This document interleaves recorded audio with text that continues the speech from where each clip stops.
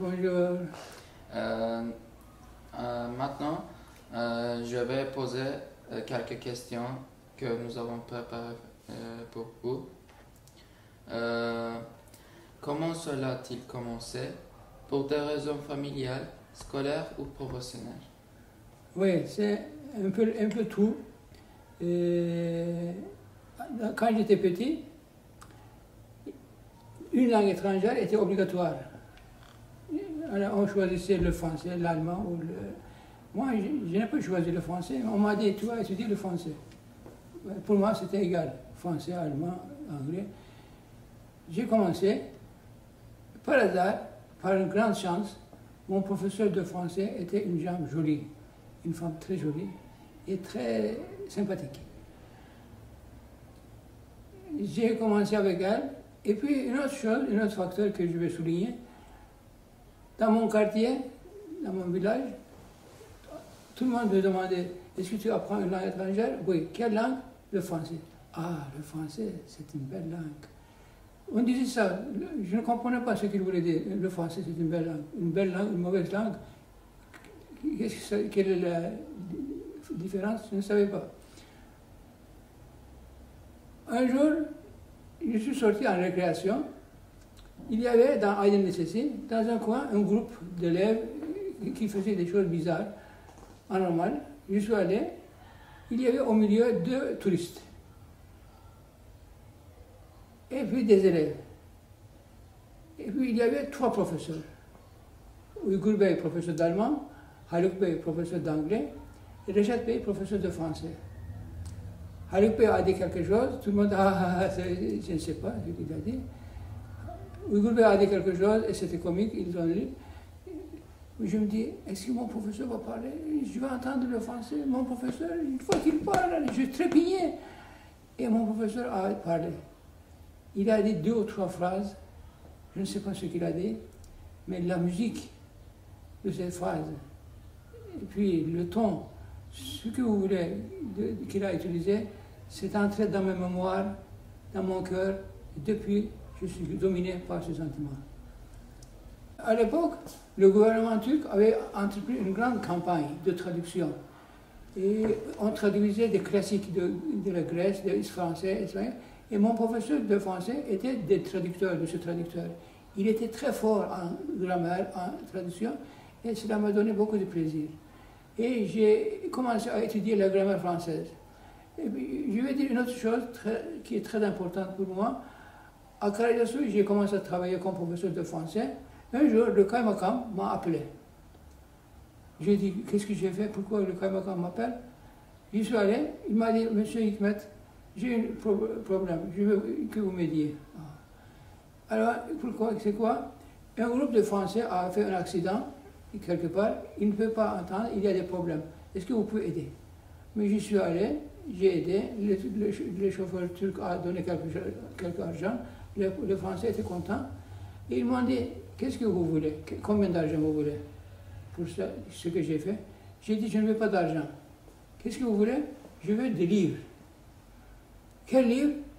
Ah, je n'avais pas pensé à cette question.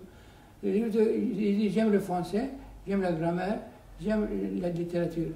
Et 3 semaines après, ils m'ont envoyé 3 sacs de livres de grammaire, de traduction, de littérature, d'histoire. 3 sacs grands et de niveau universitaire. Et avec ces livres, j'ai commencé à étudier la grammaire, j'ai étudié la grammaire et j'ai approfondi. Et je me disais que pour apprendre une langue étrangère, il faut apprendre la langue, la grammaire. Et cet apprentissage de grammaire m'a donné une occasion, une ouverture. J'ai commencé à comparer le turc et le français. Et j'ai vu qu'il y a des choses qu'il faut corriger, que les enfants turcs font. Un enfant turc dit le jardin que j'aime, et puis il dit aussi le jardin que je joue. Le professeur turc dit non, c'est pas possible. Mais pour un turc, c'est facile. Le jardin que je joue, c'est correct. Enfin, j'ai commencé à comparer les 2 langues et j'ai constaté beaucoup de situations que j'ai groupé dans un livre. J'ai étudié le grammaire français, j'ai étudié la grammaire turque et j'ai fait les comparaisons entre les deux. Et j'ai trouvé que beaucoup de choses sont difficiles pour les Turcs. Alors, il faut écrire, il faut les aider. Alors, dans cette direction, dans cette intention, j'ai écrit 2 livres. Ça, cela concerne le niveau avancé des turcophones, ou bien des francophones qui apprennent le turc aussi. Et il y a ici 7000 phrases turques ou françaises et pour aider les turcophones qui apprennent le français. Et puis, les Turcs sont un peuple poète, les Turcs, aiment beaucoup la poésie. Ils parlent en faisant des poésies. La langue turque est comme une poésie. Ils disent yavaş yavaş, mırın kırın, ıvır zıvır, hetküt, ketküt, comme ça. Il y a beaucoup d'onomatopées et d'autres choses aussi qui font la poésie de la langue turque.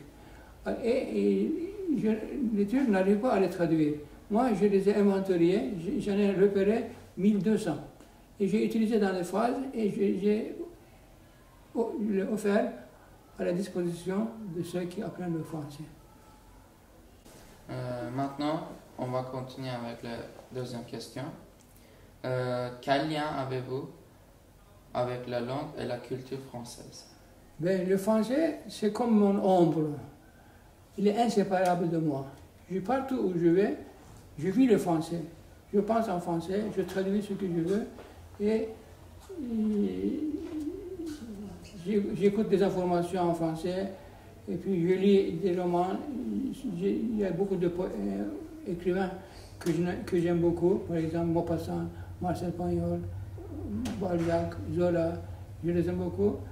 Et puis je lis en français, j'écoute les informations en français et je n'ai jamais coupé mes relations avec le français. Je continue à vivre avec le français.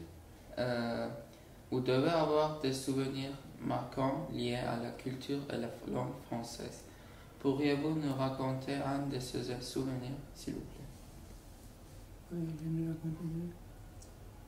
Oui, je travaillais à Söke dans les années 1973 et le gouvernement turc a fait un appel. Il voulait choisir un professeur qui puisse enseigner à l'école supérieure. À l'époque, j'avais l'habitude de traduire tout ce que je voyais sur les livres partout, je le traduisais de turc en français. Et ce jour-là, je suis allé à Ankara. En allant à Ankara, j'ai acheté un journal. Dans ce journal, il y avait un article sur les relations Turque-France. Et j'ai traduit cet article. J'avais un dictionnaire avec moi, et j'ai cherché des mots nouveaux, et je l'ai traduit en français. Et le lendemain, je me suis présenté à l'examen. Le professeur nous a distribué les feuilles à traduire. Vous savez ce que j'ai eu? Le texte que j'avais traduit un jour avant sur les relations Turque-France. C'est ce livre-là. Et j'ai fait bien sûr facilement. J'ai été 2e de Turquie et on m'a nommé comme professeur à l'université. Je suis allé à l'université grâce à mes occupations perpétuelles de la langue française. Quelle est la place du français et de la culture française dans votre vie quotidienne? Est-ce que vous pouvez effectuer ce que vous voulez? Oui, dans ma vie, comme j'ai dit, le français est comme mon ombre. Je vis toujours avec le français. D'ailleurs, dans les cafés où je vais, dans les plages, chez les voisins, etc., tout le monde m'appelle monsieur. Un jour, une des petites filles, j'ai demandé à une des petites filles, est-ce que tu sais comment je m'appelle? Je ne sais pas comment vous appelez. On vous dit monsieur, on vous dit bonjour, vous avez plusieurs noms comme ça. Et partout où je vis en Turquie avec des amis, on m'appelle monsieur. Que pensez-vous du bilinguisme et de la biculturalité?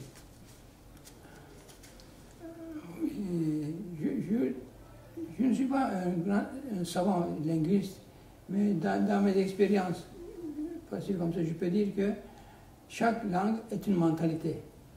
chaque langue a un schéma, une organisation propre à elle. Et le français, le turc, l'anglais, toutes ces langues ont une personnalité et un univers. Et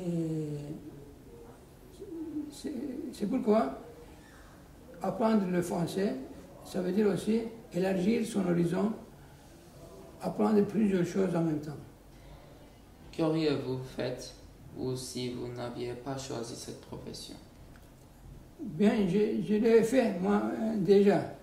C'est-à-dire que j'ai introduit un autre métier au français, c'est le guide de tourisme. J'ai fait le guide touriste, tous référés, longtemps.